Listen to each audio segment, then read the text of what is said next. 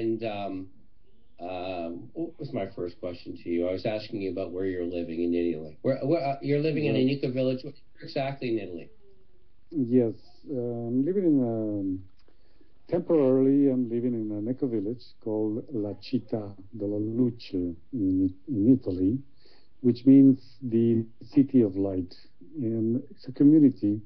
It's located in a province, in this case, the equivalent to a state in the US or a province in Canada.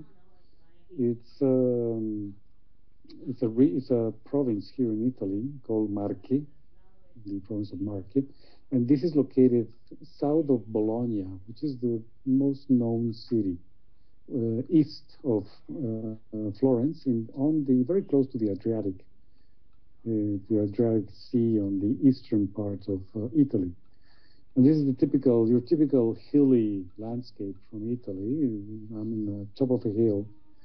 There's what they usually call a castello or a casale, which is a big building, three-story building, old building that has been renovated, and it's a big place. And we live there, fluctuating between 30 to 35 people. There are 20, let's say, members, and about 15 to 20 volunteers, which fluctuates depending on people that come, woofers, and volunteers who come and live there and stay for a while. And this is a place where I've been living for the last 6 months, 7 months, almost 7 months now, and doing this experience of living in community for the first time. Yes. All right. So, and this is the first eco community you've lived in, or have you lived in others? I have I have been for short periods of time in several eco villages, communities. I've been in touch with eco villages for I guess about 30 years. I was friends with. I am originally from Mexico, and in Mexico, one of the two oldest eco villages. I'm friends of one of his founders, and I used to go there every now and then. I work with this man that Alberto Ruz. He's a pioneer of the eco village movement in the world. He formed this eco village in Mexico in 1983, and Can you say that again, Raul? and It's a bit yeah, sure. I'm sorry. start with the name of your friend. It was just a bit garbled. Yes, Alberto Ruz. Alberto Ruz is one of the Okay. pioneers of the eco-village movement in Mexico. He formed an eco-village called Huehuecoyotl, which is a sort of like a Nahuatl name, which I not remember exactly in this moment. But anyway, this he formed this eco-village in 1983, more or less. And at that time, we were working together in film. And at the same time, he was forming this eco village in a beautiful place south of Mexico City, 1 hour south of Mexico City. So this was kind of my first experience with eco villages and with the eco village movement.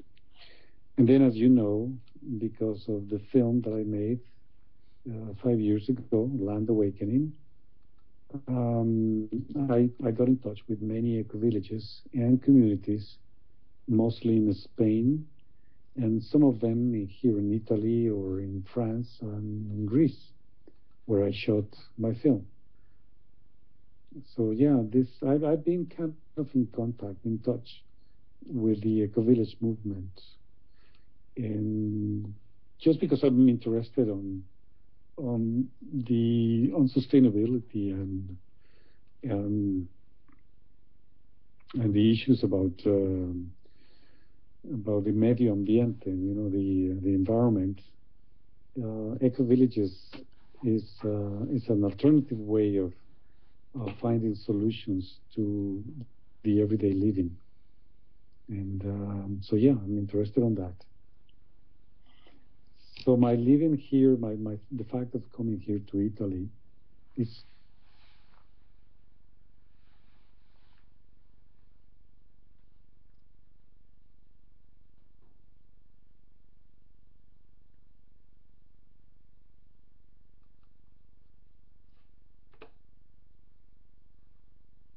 sort of like another step in my path, my personal path, in trying to live in a more sustainable way.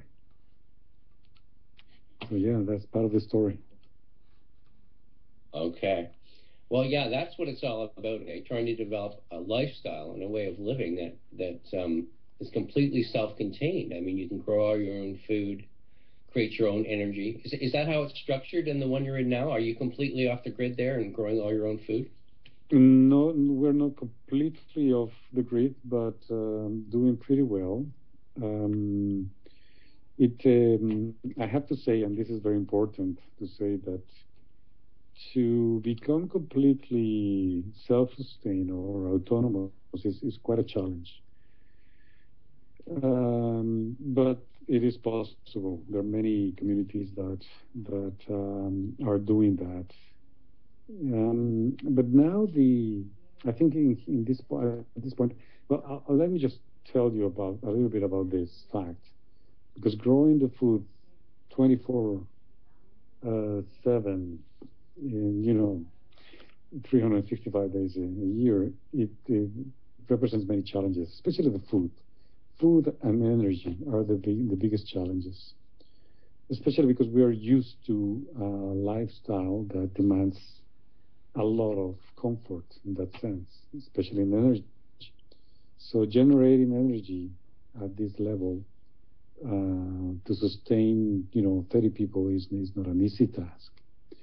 But then again, we do a lot of this, and the production of food, mostly vegetarian. What we eat here at the eco village is mostly vegetarian. Let's say 90% of the time, and sometimes some people are vegan.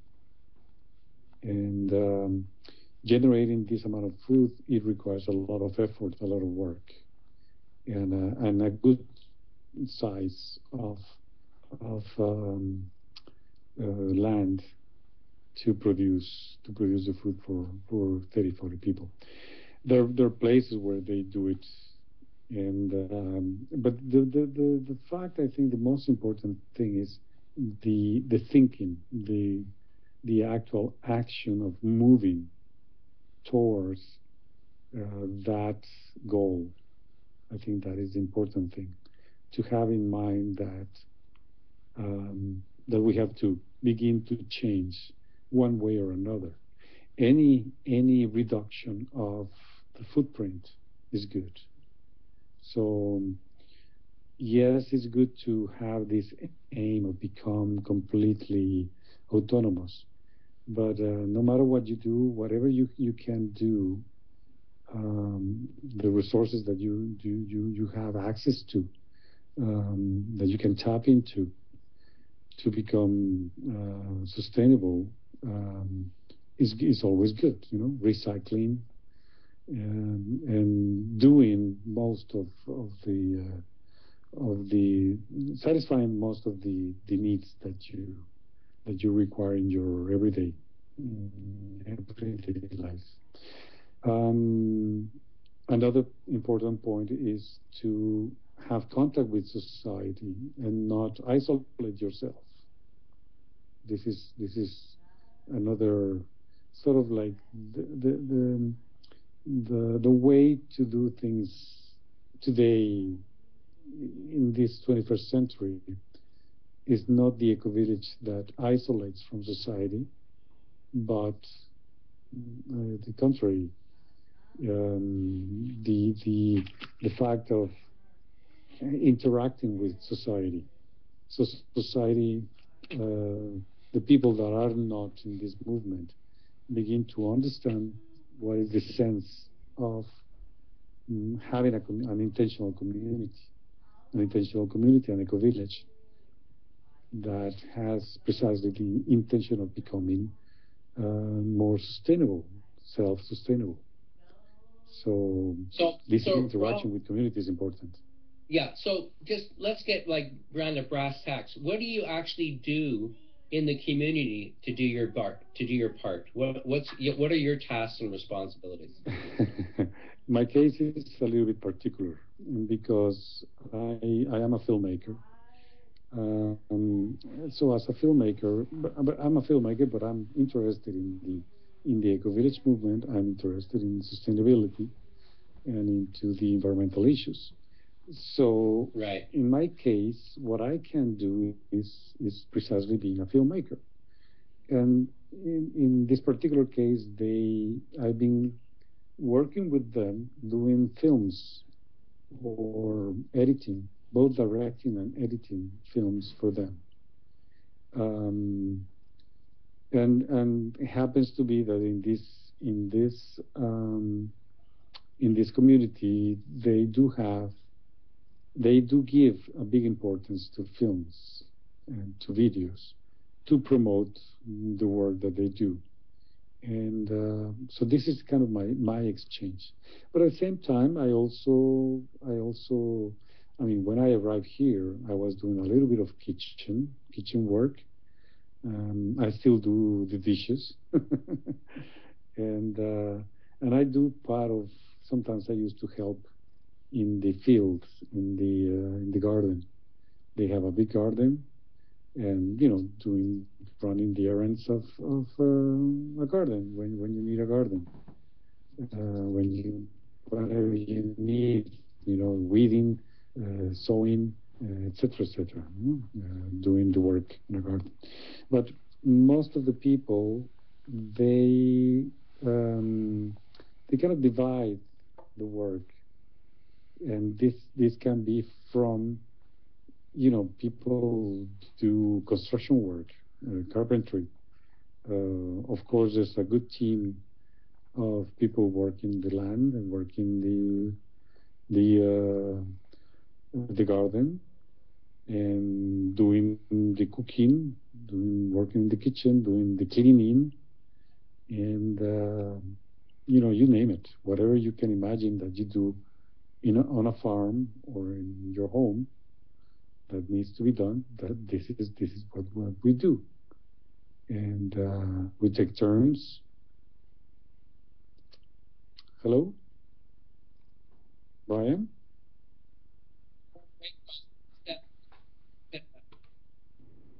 We'll be right back in a minute, folks.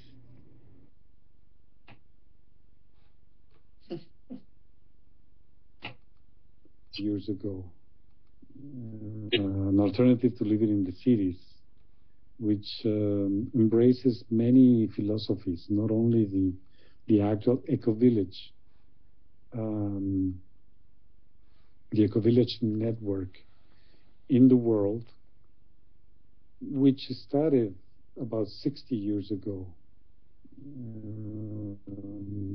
more or less. There are two eco-villages that are well known.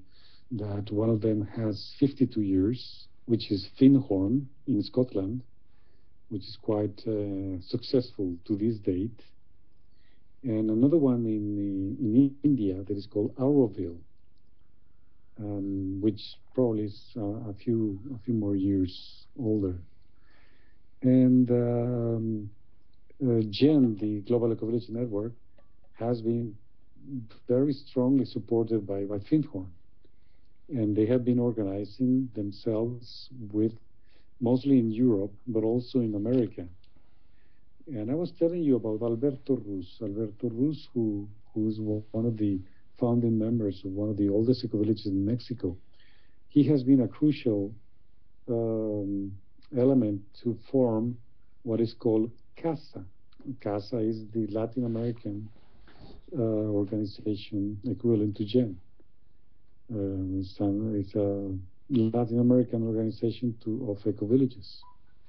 So the movement is not only here in Europe, but also in America. And America, I mean the whole continent, Latin America and North America. And this is something that is kind of off the radar, but is still growing, and is one of the this is something very important to know. Even though the eco-village movement is not on the radar of the mainstream media, this is happening. It's happening quite big.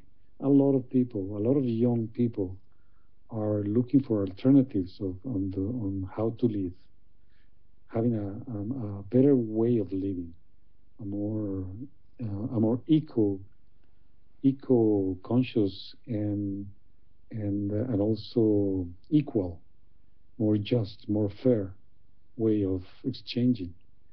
And this is one of the many things that an eco village offers: community living in a sustainable way with more um, fair exchange in terms of work and money.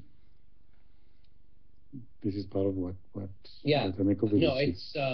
it's definitely something we need. I mean, it's we've got a lot of issues to deal with on this planet, and one of them is it's consuming and using our resources in a much more sustainable manner. So it's great.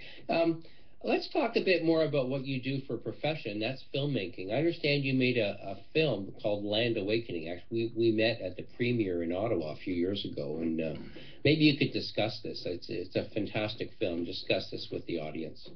Sure, thank you. Yes. Yeah, in 2009, that's when I began filming, and this was kind of part of my,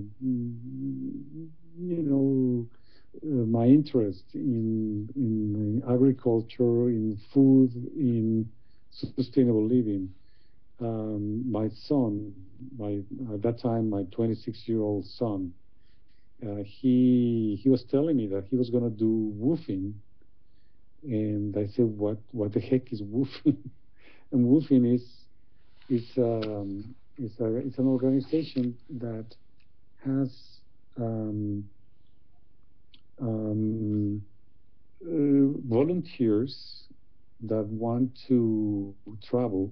They go to organic farms and do the exchange of working, volunteering work for these organic farms in exchange for basically living and having a roof and food, and learning about organic agriculture. So this was kind of interesting. And he told me that he wanted to do woofing in Spain, and I found it quite interesting. And he also told me about um, a technique of doing agriculture that is called natural farming. Natural farming is a sort of, we can call it a technology to do agriculture in a very natural way, without chemicals, without fertilizers, and very revolutionary. This is set up by a Japanese farmer, Masanobu Fukuoka. So these two topics kind of piqued my interest, and I found it interesting to do a film about it.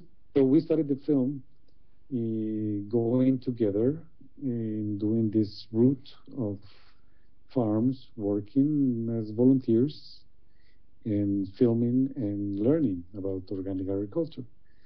In the end, my son had to, at that time I was living in Canada, and he had to come back to Canada for several reasons.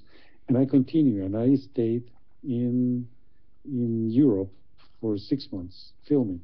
I mostly film in Spain, a little bit in Italy, a little bit in France, and a good section of the film is filmed in Greece, actually at a farm from the sort of like what I would like to call the successor of Masano Fukuoka. Fukuoka passed away in 2008, and one of his main disciples and followers, a Greek farmer with a lot of experience, he had been doing natural farming, Fukuoka style, for 20 years. So I decided to go to his farm in Greece, and it's an amazing place. It's a paradise. The idea of natural farming, just to be brief, is that you make seed balls or clay balls. You mix a great variety of seeds with clay, with mud, and you make little balls, like little seed balls, and you let them dry, and then you throw them in the land before the rainy season starts. So when the rain comes, the seeds begin to germinate and they begin to grow. The purpose of the seed ball is basically to protect the seeds from rodents or from insects until they're ready to germinate. This is based on Zen philosophy, where basically the idea is to allow the land to do what it needs to do in itself. It's sort of like removing the human control of the land. Instead of saying, I want to plant tomatoes here in this space because tomatoes sell well, you do the opposite. You offer a variety of seeds to the land in order to recover its fertility. And then whatever it grows there, that's what you eat. That's what you begin to adapt yourself to what the land offers you in that place, in that time. Well, how productive is this method of farming? It sounds haphazard to me, but how productive is it? At the beginning, this is the main issue. It's a good question, because this is the main issue why a lot of people don't go this route, because it is productive in the long run and long term, medium to long term. It depends on the land. It depends on each land. If the land has been basically attacked by a lot of control because of fertilizers, because of chemicals, and if the land has lost a lot of its fertility, it will take longer to produce this wide variety of produce. What happens is that on the long run, when you stop trying to control the land and do you allow the land to begin to fertilize with this variety of seeds, gradually begin to produce a lot. And this is the case of this farm where I went to film.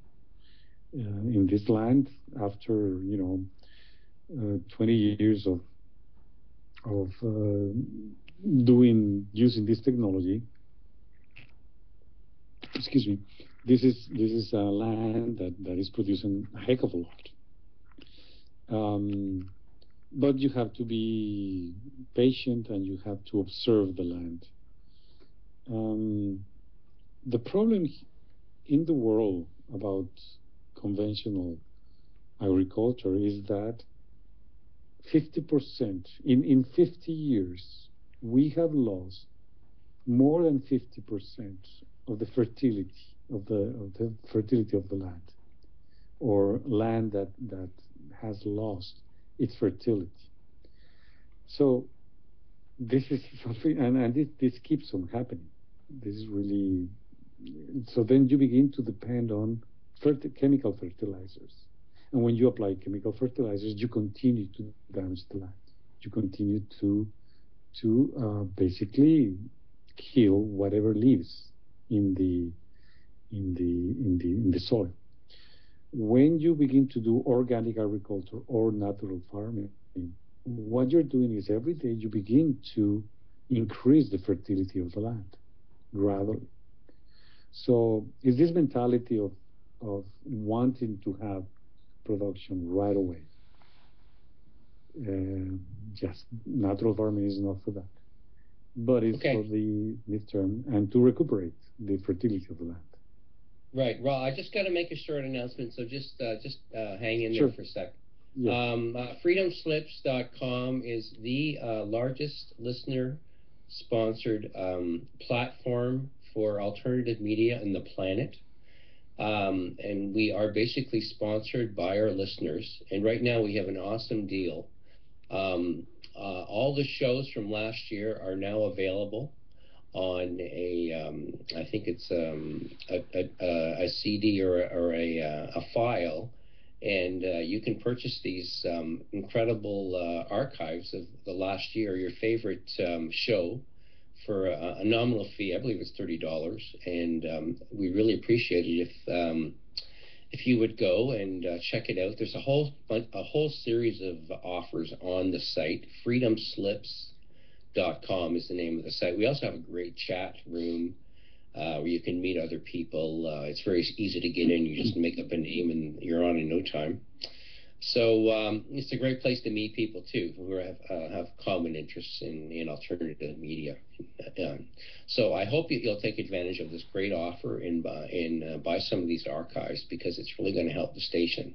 And we need listener support to keep this great information coming in your direction. Okay, Raul. So Yeah, thank you. you covered natural agriculture really well. What didn't you cover 4 different systems in the film? I'm sorry, did I what? Cover? You covered 4 different natural or organic farming systems in the film. Well, I talk about organic agriculture, of course, which is kind of the most well-known methods of agriculture.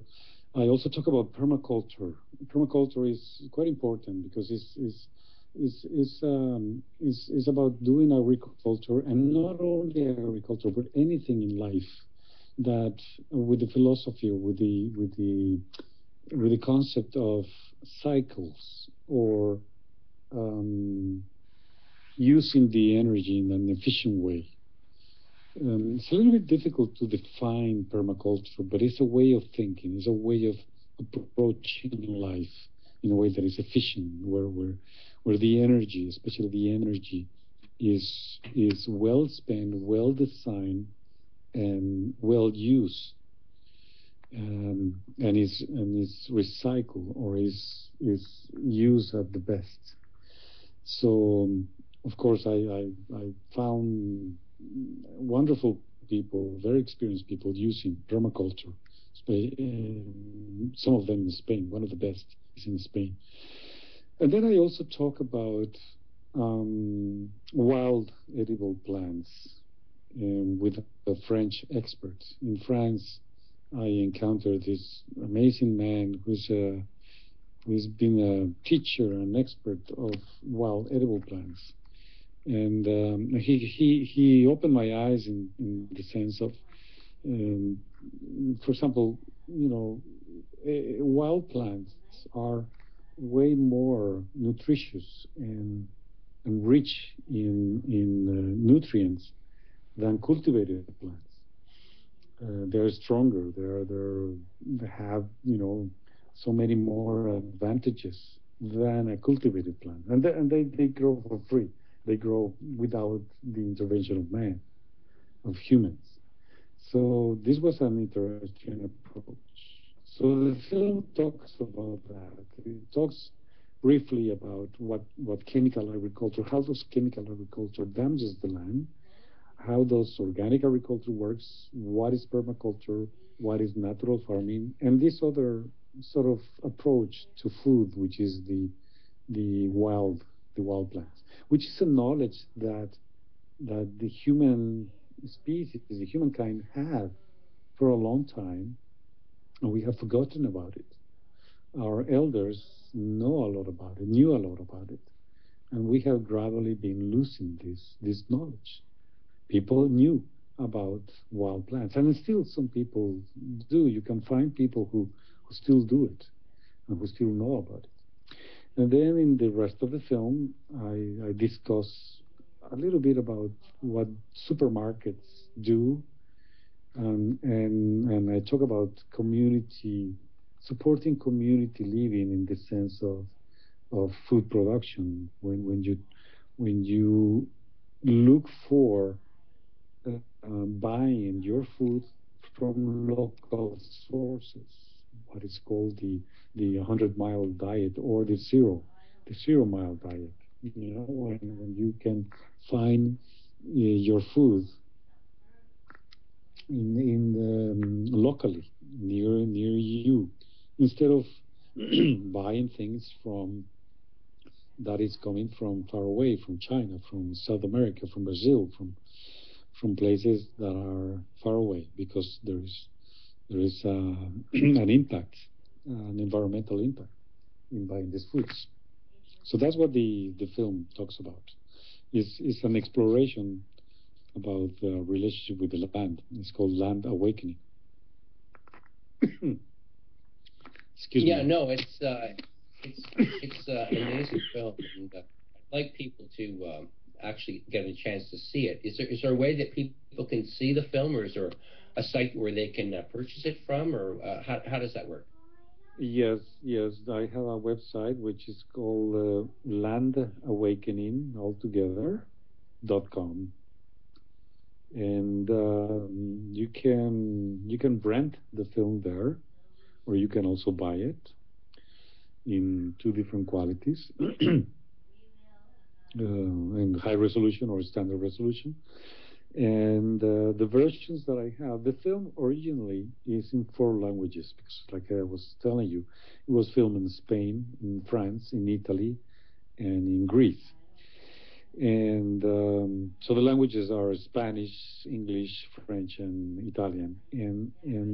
But I have the versions subtitled in English and in Spanish. And I don't know if you have listeners from Catalonia, from Spain, because it's also in Catalan. And right now, excuse me, my throat is playing tricks on me. Right now, I'm preparing the Italian version, expecting to do a tour in Italy here during the late spring or maybe early summer. I want to make a tour of the film. The film is 90 minutes. It's a feature documentary, and basically it's an independent production. I did it, almost practically everything. I did it by myself. I direct, photograph, and edited the film, produced it as well. So every dollar that your listeners spend here is coming back to myself, in the sense of promoting, helping me recuperate the investment that I did, which I didn't do it for the money, really. I did it because I was interested in the topic, and as a filmmaker, I always want to do films that help changing a little bit in the world. So, But it Raul, I'm always having a hard starts. time. Raul, having a hard time reaching my other guest, Terry West. Terry, if you're listening, you can call in on the call-in line. It's 310-421-4053. Can you hang in there for a while until we can get Terry on the Yes, end of the yes, conversation, Raul? yes, of course. Yeah. Okay, I Yes. think we're going to have a station break pretty soon. Yeah, here it comes. You're listening to I Am Nature with your host, Brian Porter, and guest, Raul Alvarez. We'll be back right after a few minutes.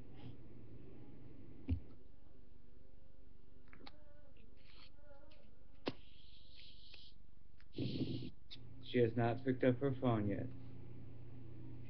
Continue on. I will keep continue to get a hold of Terry. I do have her linked up now. Just give me a moment to get her on the It's actually conversation. a male. It's a guy, Oh, guys. It's not a girl. It's a guy. I'm sorry. I am so sorry. I've been telling you that in text messages, but I guess you're not reading them. Okay, no problem. So, Raul, you're still there, man? Yes, Raul, I am. I'm here. I'm here.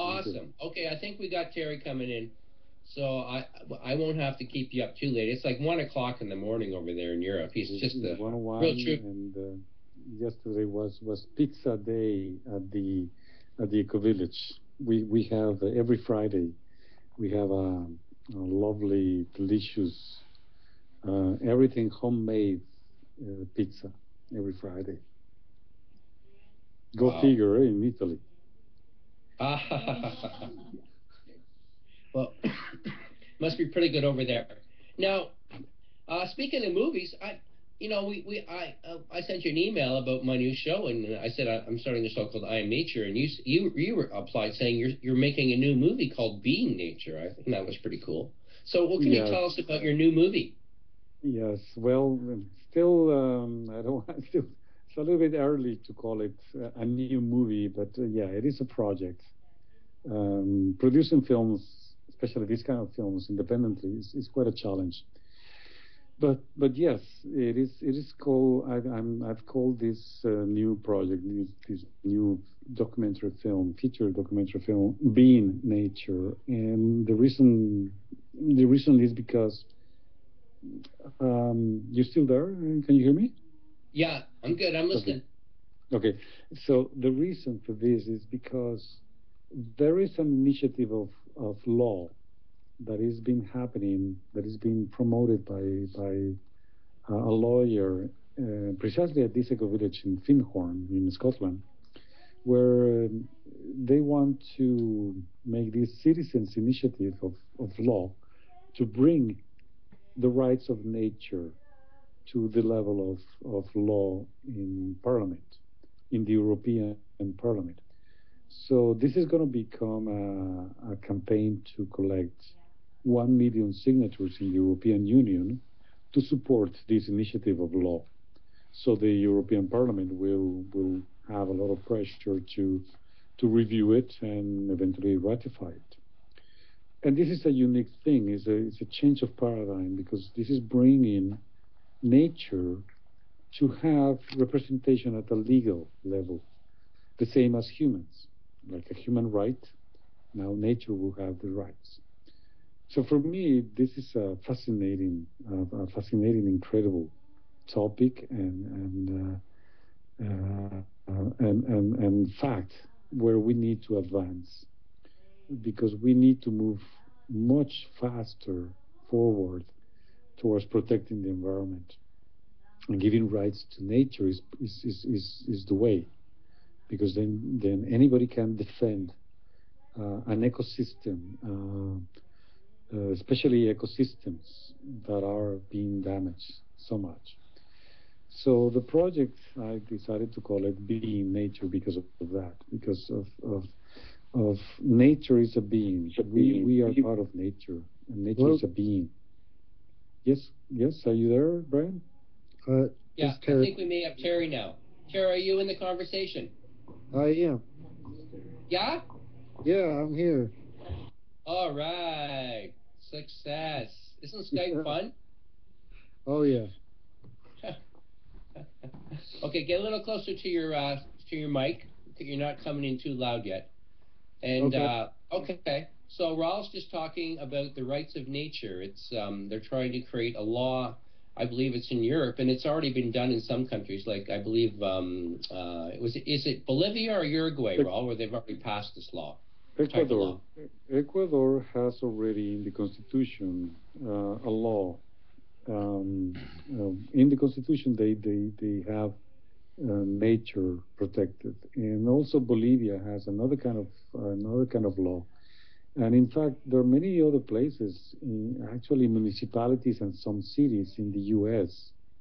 have have protected nature, giving rights to nature. So this is spreading little by little all over the world, and now this campaign which is going to be launched officially is going to be the collection of signatures is going to be launched in April 2016 to gather 1 million signatures to basically put forward this law. So the project, like I said, is in its early days, but the idea is to make a film that will support this idea, this campaign, and obviously it's going to talk about what nature represents, why nature is is a being. There's so many reasons why we need to be one with nature. We need to Well, change our views about what nature is and not Well, see it. Raul, yeah, I'm Raul, sorry? for me, nature comes before humans. Nature should be preeminent. Nature should have more rights than humans. Well, I think is for me, my perspective is not about who is more or better or what. It's about having the consciousness that there's a very interesting campaign happening now that goes very well with what you're saying. The basic concept of this campaign, which is called Nature is Speaking, is that nature doesn't need humans, but humans need nature. But I think it's not about a confrontation, but about understanding that we are part of nature, that we are inserted in nature, that we are not the masters of nature, which is the current paradigm.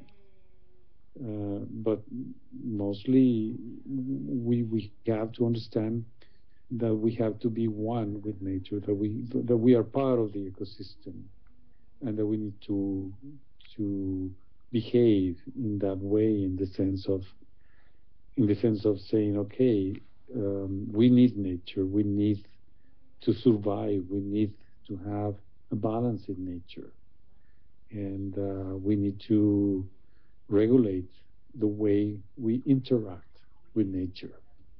Now, okay, so Raul, Uh, let me try to make this more practical for the listeners. You're saying that if like the eurozone adopted the rights of nature legislation, that groups, say someone who was against geoengineering, could how would it work? How would they protest the destruction of the biosphere if say you didn't like geoengineering? How would it work? well, in practical ways, we have to understand that this is a process, that this kind of changes doesn't happen just one day to the other, because our economic system is based on the old paradigm that nature is a resource. And we see this as resource. Humans see nature as resource. So it's a change of paradigm. It's a change of the way of thinking. One of the many ways you start doing this change is through laws. Current laws, basically, they say that protect nature from how much damage you are allowed to do as an enterprise, we as humans. They regulate companies in the sense of doing basically what they call um, an impact research of how much impact we're going to have in our economic activity. If you put an equivalent to the slavery, is how much are you whipping your slave before he dies? So you are allowed to damage that property of yours that is a slave, in order for not to die.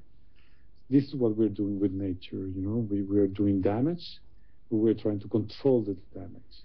So here, the change is a change of thinking, a change of paradigm, in saying, no, it's not about how much damage.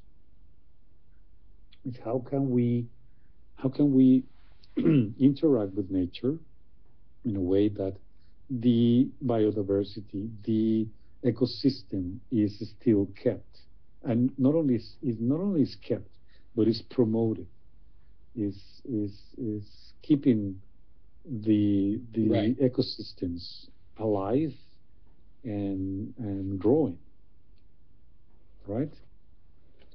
So it's a different approach, and yes, Well, it's going to take time. It's going to take a lot of time, and the legal base is one of them. Is basically having in the law a way to protect ecosystems from being just taken over. yeah, no. So, But getting back to my question, could this the way the legislation's drawn up now? I'm going to have one of the authors of it on. She's a friend, somebody you know. It's she actually has a video. Mumtaito, she's the promoter of this law. She's a lawyer. She will definitely Yes. she will be better at explaining the mechanics of the law. Okay. And I'm glad Maybe have. Well, I'm going to have her on my show soon, so I'll save the questions for her because any law that doesn't allow people to sue nations for geoengineering is not good enough because we're basically looking at 5 years, and then everything's going to be dead. I mean, it's destroying the ozone layer at a rapid pace, and it's toxifying all soils, our air. It's one of the reasons respiratory illnesses are like through the roof. I mean, I don't know anybody who's sick this right now. So it's got to be stopped, and we don't have 10 years. We've only got 5 years. So yeah, I definitely want to ask her that question because to me, it's a crucial issue to stop geoengineering. And I had a guest on last week. Yeah, it is absolutely. So Terry, do you have any questions? Yeah, Terry, do you have any questions for Raul? Yeah. I was breaking up there for a minute. I couldn't hear you guys. Can you hear me? Yes, we do. Hi, Terry. Hello. Terry, can you hear me? Okay. Yeah. Okay, you want try to move your microphone a little bit closer to your mouth. Okay. I can hear Terry. Okay. Yeah, I can hear him. Okay, there we go. Fire away, Terry. Yeah. So we were talking about these laws changing in Europe, and so what I'm wondering is anybody working on that in the United States? Yes, they are. I don't have right with me the name of the organization that is associated with this Scottish lawyer, Mumtaito, who, Brian, you're going to be having in your show. But there is an organization there are actually several organizations. One of them is called Pachamama Alliance. Although they are based in the U.S., they're working a lot in Ecuador. And there's another organization specifically of lawyers who are offering advice and consultation to people wanting to protect ecosystems. And unfortunately, I don't remember the name. I don't have the name handy with me. But there is an organization. I can have Brian give you this information later, Terry. But there is someone and working specifically on this side in North America, in the U.S. If I could say that I watched that video that you sent me of Munta Ito, and she said that there's actually 36 municipalities in the United States that have rates of natures. So there is an active organization in the U.S. I think that's one of the questions I want to ask. Hello? Yeah. Hello? Man. And there are many places in the world that are beginning to work specifically on this. And it is a movement that is growing. And there's a lot of people beginning to get conscious about this fact of we need something stronger than just environmental laws. We need to change the paradigm, and this is the difference of this project. That is a change of paradigm. It's a change of thinking. We need to start thinking in a different way of seeing nature as a resource. Instead, we need to start seeing as source for our lives. Our lives depend on nature, so we need to begin to take care of that, but with a different perspective, with the perspective that We depend on it. So how do we go about our way of consumption, our way of living in a way that we that our survival depends on that? This is no joke. And as you say, Brian, very well, there's no time. There's really no time. We need to start doing things right away.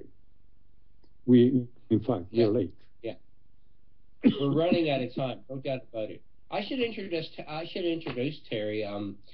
Terry is a friend of mine. I've known him on Facebook for quite a few years. He's a vegan, and he's got a very ambitious project. He wants to establish an eco village. And maybe Terry, you could talk to us a bit about what you've done so far on this project you're working on. Well, so right now we have a pretty good group of people that we're looking to establish to buy some land and establish a startup.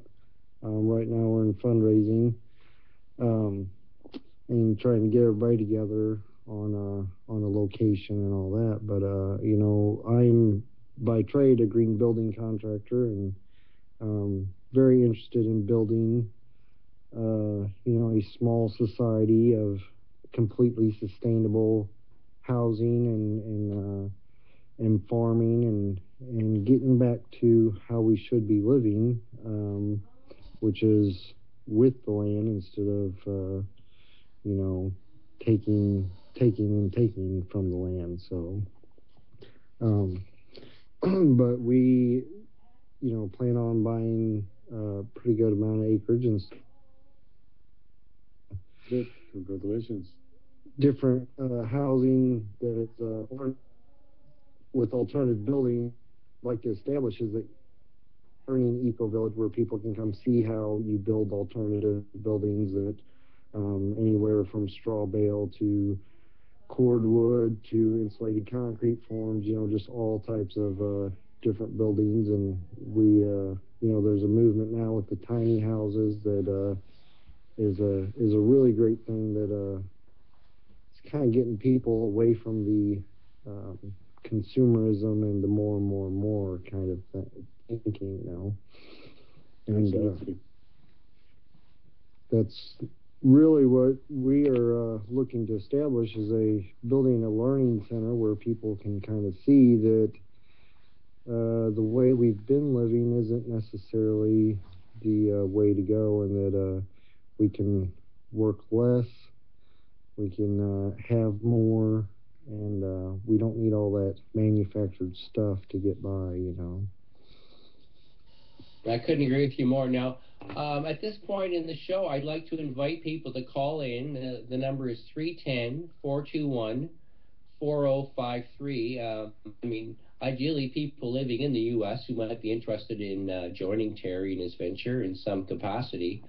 I mean, one of the main reasons I set up this show, I Am Nature, is to try to create some impetus and try to create some collective action to create networks of people who want to set up eco villages, because I see them as an absolute necessity. I mean, I see them as actually the micro answer. I think there's really no other choice. I mean, we've got to learn to be more sustainable in the way we do things, and I think ideally people are made to live in small communities, not huge cities and where everyone's alienated and unaware what's really going on, but in a small community where they have a voice, where they know the people they live with, where there's a community, a sense of community. I mean, all these great attributes that we used to have when I know 99% of people were farmers and 1% of people were living in cities. But that we've got to go back in that direction. Do you guys agree with that? Absolutely, Brian. This is I've told you a little bit about it. Community living is that in the sense of not necessarily living in a community, but thinking how you can consume locally in your community, in the actual community where you are living now. Try to find the needs that you truly need, not the consumerism, the excessive consumerism, but try to really define what are your true needs and try to find them locally, because you sustain, first of all, sustain the economy of your community, and you can make community that way. Uh, Specifically, buying from farmers, better if they are organic, but if they are not organic, well, at least you're buying locally, and this is a way of thinking, a way of living, buying your goods, your food, all your needs from what is close to you, and it's a way of thinking. Absolutely, I agree with you. Yeah, there's a really nasty move now. I know in the U.S. they're trying to put the small farmer out of business with all sorts of new regulations coming from the Department of Agriculture. I've been reading about this, and I'm going to get some farmers on who are affected by this. But no, it's the U.S. is really has it in tough. Have some of the most restrictive laws around open building codes, so you can build housing that is fully off the grid. And I mean, there's a lot of work that has to be done down there because there's almost a negative attitude towards anything that's sustainable in the U.S. And this is why I want people who like Terry to connect with people like you and the Gen network, which means Global Eco Village Network, because they've been through these battles. They've won the battles, and they'll be able to offer all sorts of great ideas for these people to be successful in their efforts to create some of these awesome communities. Because I mean, we need to. They should be encouraging this, not putting in barriers to the development of this stuff. Brian, I did mention to you about the transition network, which is quite also an important network that is also happening all over the world, including the US.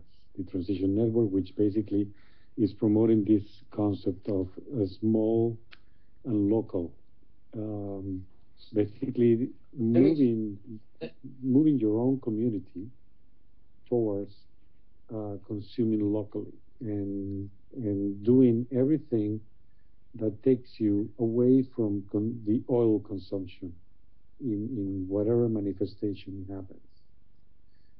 The concept of transition network is coming from the concept of peak oil, that oil is peaking. And in fact, many people say that since 2005, we reached the peak production of oil, and now we are in a decline of the production. So, which means that oils is becoming scarce, therefore more expensive. Not only about the damage that the oil exploitation causes.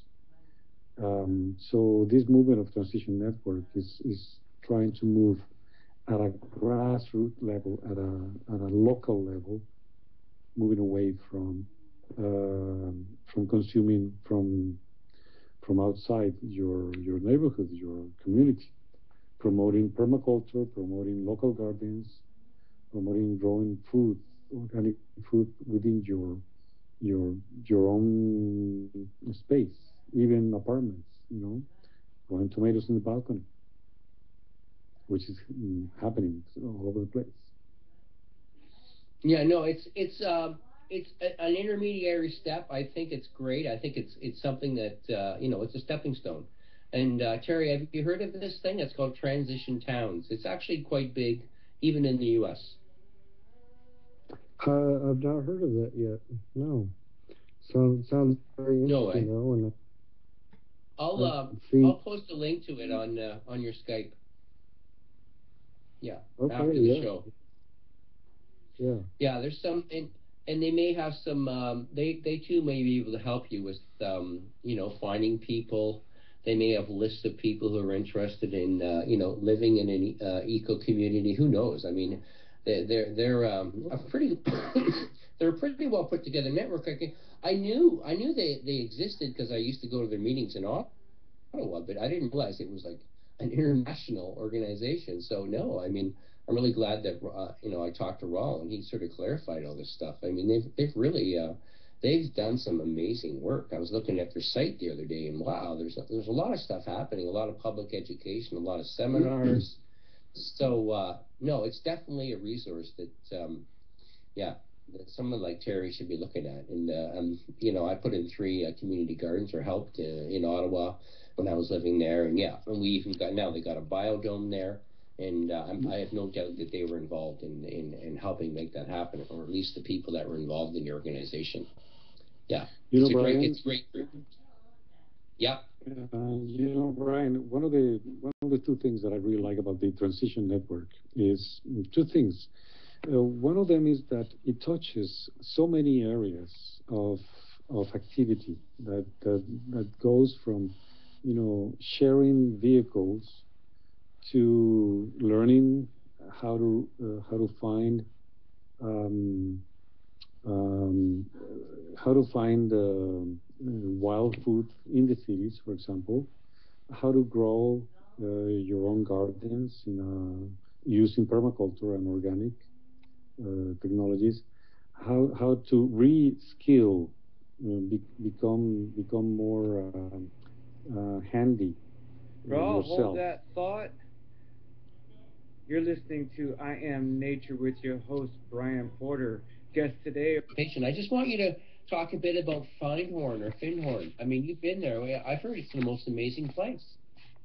It is indeed, Brian. Finhorn is, like I said, one of the oldest eco-villages in the world, together with Auroville, which is in India. Finhorn was formed in 1962, so it has 50, so its 53rd year. And this is an amazing feat, and it's incredible because it's quite successful, not only as an eco-village themselves, but also as promoters of this movement that I was telling you about, the Global Eco-Village Network, which is basically promoting and educating people about community living, about alternative living, and learning to live in an eco village and how to form eco villages. It is an educational center, and one very important thing that is in their mission is that they are actively interacting with the society. And this is quite an important point because before eco villages, you know, in the 60s, in the 70s, they were seen as you know, the renegades from society, and obviously many eco villages were taking these attitudes of opposing society, opposing and getting away from the cities, from society in general. So this attitude has to change because there's so many failures in the societies, in the cities, in the communities. Many communities, as you know, many cities are bankrupt, and they have tried, and without success, trying to find solutions to their living. And eco villages and eco villages like Finkhorn have been testing successfully many solutions. So now they are actively interacting with society, interacting with municipal governments, and with the federal governments as well, trying to get into politics, trying to get into decision making in how to apply solutions that have been tested by the eco villages. So Finhorn is an important place to be aware of for those people who want to find an alternative way of living. It is a quite successful eco village. Once again, it is based in Scotland, in the UK, and I invite you Very northern Scotland, eh? It's right at the very top. It's kind of at the top, yes, yes, yes. Yeah. It's, I mean, wow. Beautiful place. I actually screened my film. The premiere, the European premiere of my film was in there, was at Finhorn in 2012. Actually, during their anniversary, their 50th anniversary, I was honored. I was invited, and I was quite honored to be able to screen my film my film there in Finhorn. Yes. Wow. Well, I mean, I'm definitely interested in going to their conference this summer. They're continuing to expand their network. They definitely have like 10,000 affiliates now. But Yes. I really appreciate you being on the show, Rolf. Raul, you've enlightened me a tremendous amount. I'm just thrilled with all you presented, and you created a forum for many more other shows and many more investigations. So thanks a bundle, and I'm, I I'm, think we I'm should go glad. catch some Z's. I'm glad. Thank you very much for the invite. Thank you very much to all the listeners.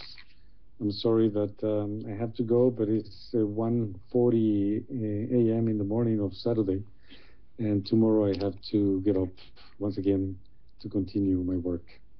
Thank you very much, Brian. Thank you very much, Terry. I hope we can chat a little bit more next time. Good luck with your project. Definitely, definitely. It was an honor. And Brian, congratulations on the show. I Am Nature. This is great. I wish you the best, and Well, I thanks a hope. lot, Raul. And if I can help with more people, as you know, Michael Baker is another great asset that you'll be able to connect with. Yeah, we're gonna get Michael on for a whole show. He got the Michael was flu. in my film. Michael was in my film, and he's an amazing man with a lot of experience, almost 80 years old. Actually, he's 80 years old, and he's still very much alive and kicking, doing life like an eco village, very sustainable living. He'll let you know about it. Well, he certainly liked my essay, I Am Nature. So I was thrilled that he thought it was great, and he said, let's collaborate on some writing. So everyone you introduced me through, it's like family to me. It's just awesome. I'm so Excellent. glad we reconnected, man, and keep up the great work, and I'm sure I'll get you on again soon, and we'll further our discussions in this very important area of eco villages and sustainable development. Okay, man? And thank you very much, Brian. Thank you very much, David, if you're listening too. And thank you to the studio and everyone there. All right. You take care now. Bye bye. Have a good night. Have a good evening. Good night. Good night. So, Terry. Yes. Hey. So, Yeah. I think I'm going to do a little bit of a little spiel about the importance of donating to the network. It's freedomslips.com. It's the largest listener-supported platform on the planet. We have 2 studios, Monday to Sunday to Saturday, going 24/7. Not all the slots are full, but it's almost a full array of shows on both. So there's a heck of a lot of stuff going out there. If you go to the site, you'll see on the right-hand side, you'll see donate. There's a button to donate, and we really appreciate anything. $5 is nothing is turned down. I mean, we're not going to turn away any support. And it's been around for now. This is the 5th year running, and it's just an amazing platform. And I'm kind of shocked that it took me so long to discover it myself. But now that I'm here, and I'm so thrilled that they're letting me get my message out. And they're very open to any person. You don't have to have a professional background in broadcasting to be on this station. You just got to have some some ideas that they're going to try to make the world a better place. So I really encourage people to donate, and there's a ton of packages, seed packages. There's the archives. There's a plan where you can pay $6 a month and receive all the shows for that month. It's a more immediate archive system. So there's a ton of ways you can support the station, and I encourage you to come to the site and check out all the banner ads that are running right at the top of the site. Okay, Terry, it's just me and you. Yeah. And we got 15, maybe even 10 minutes left. I want to encourage people to call in. what's that number again? I don't have it memorized here. Let me find it. 310-421-4053. Call in, chat about anything really, but the focus of this show is the development of sustainable development in eco-villages. We just had incredible guy living over in Europe, and he's just created a huge network for me of people to talk to. So I feel very indebted to Raul. And but Terry, so you're a vegan, and veganism is how do you see the movement? It seems to be like growing like crazy. It is. It's growing like crazy. The numbers have doubled year after year for the last several years. I think that has a lot to do with social media, really, and people accepting the idea. And much like we were talking about before, with changing the thought patterns of people, I think it's one of those things that people kind of had a problem with in the back of their mind, but it wasn't accepted. Their family or whoever, that's not very widely accepted. When they find other people that are doing those things, it clicks with them, and it's really growing exponentially. And I think more and more, there's movies out there like, Earthlings and Food Inc., and there's Forks to Knives. There's a lot of documentaries out there showing that, the current food system is just not sustainable. And then when you really get into animal agriculture, it is, we look at things like we feed a cow 3 times the amount of grain worth of food that we're going to get back out of it in meat. So you could feed 3 times the people the grain you fed the cow than what you got the meat out of it. So when you look at starving nations, you look at the idea of we could feed the whole world with what we feed animals that we slaughter.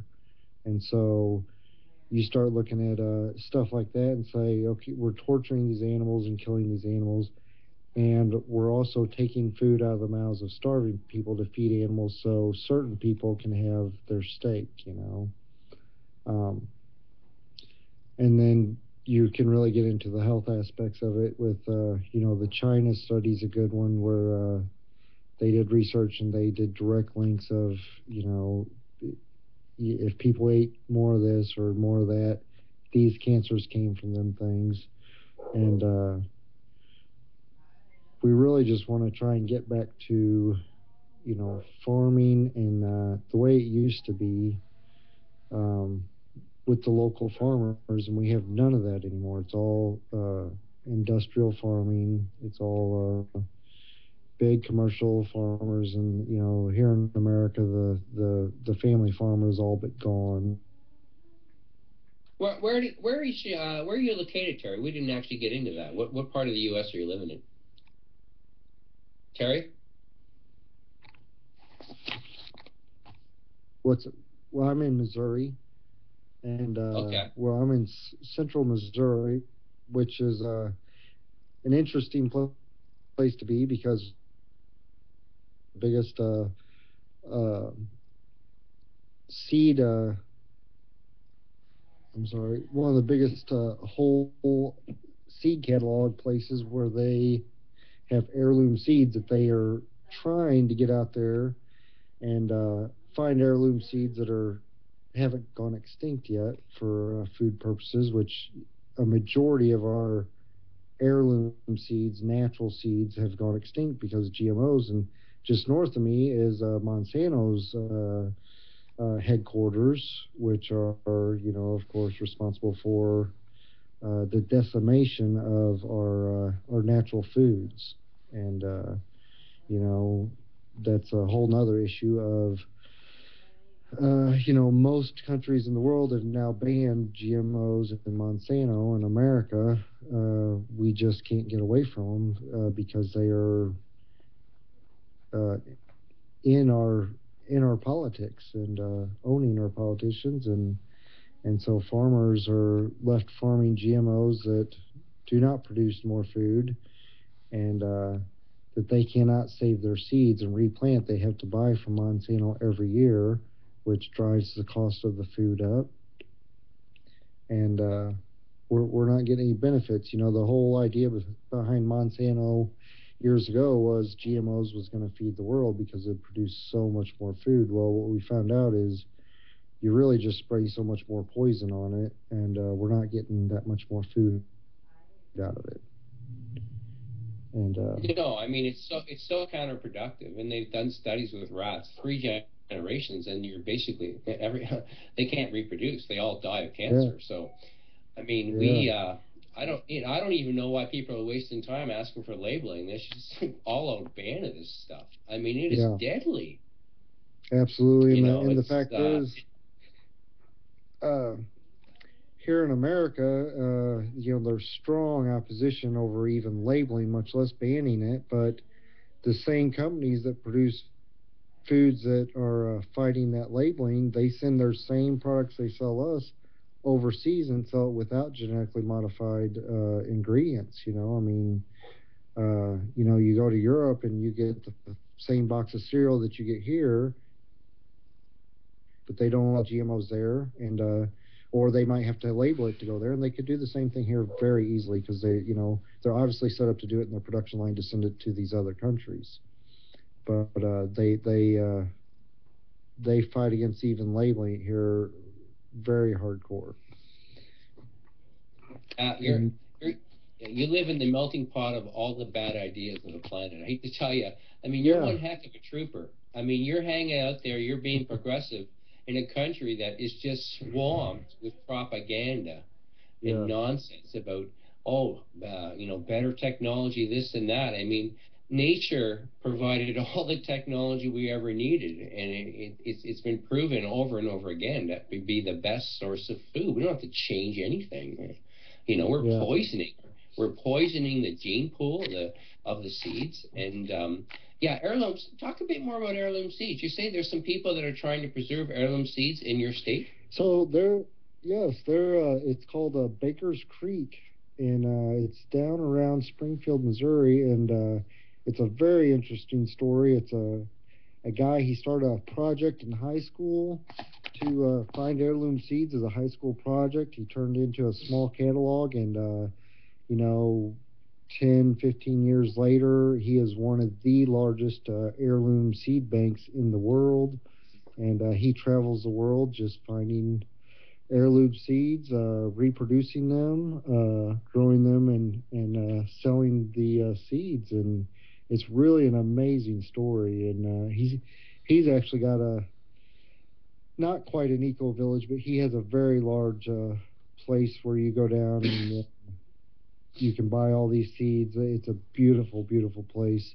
And I mean, and really, when I think about this guy that started this as his project, he saved all these seeds that otherwise might be gone now. And so many of our plant crop and our diversity is extinct forever in the last 50 to 100 years, and we'll never regain that. We'll never get those plants back. And that wide diversity is what makes everything go round.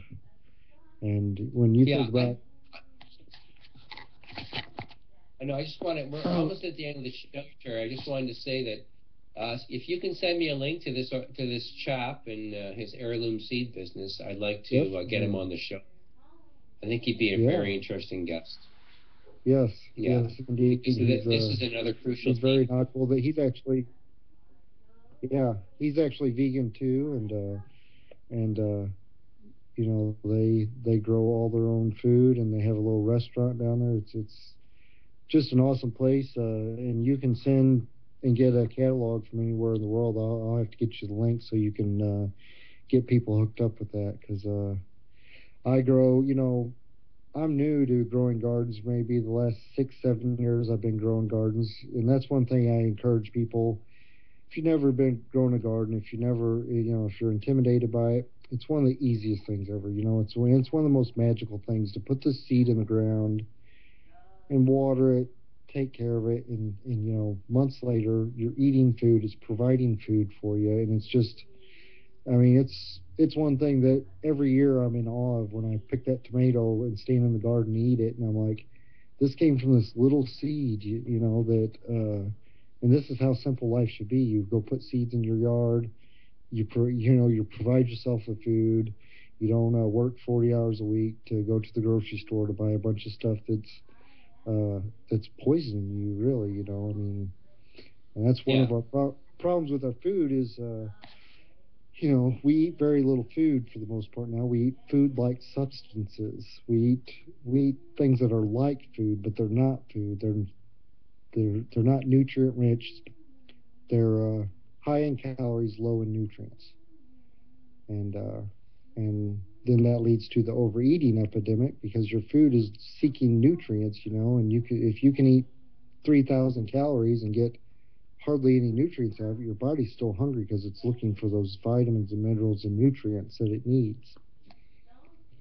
Okay, Terry, we're going to have a break soon, so I better say good night to all my listeners and to you, and thanks so much for coming on and working through the Skype issues. And yeah, we'll be talking soon, and yeah, I definitely want to meet this chap that you know, and maybe get you back on the show at that time too. Okay? Definitely, So definitely. thanks so much. Yeah, it's coming been a pleasure. Yep. Okay, take care. Take care. You've been listening